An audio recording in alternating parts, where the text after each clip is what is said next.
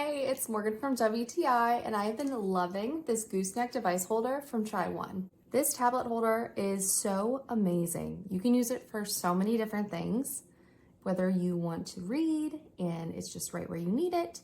If you're cooking, maybe you want to see a recipe in the kitchen and you don't want to keep putting your head down, it holds it right up wherever you need it.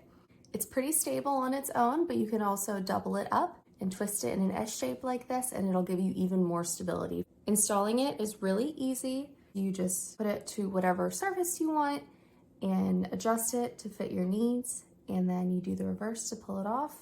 It was really easy to set up. I had no issues the first time I used it, and I've been continuing to use this a lot ever since.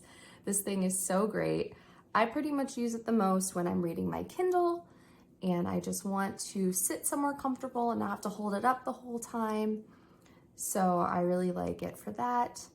Also in the kitchen, of course, using it for recipes or my iPad, or maybe you want to FaceTime somebody. This is a really, really cool item to have, and I have been absolutely loving it. I definitely recommend this product from Tryone, and that's my point of view.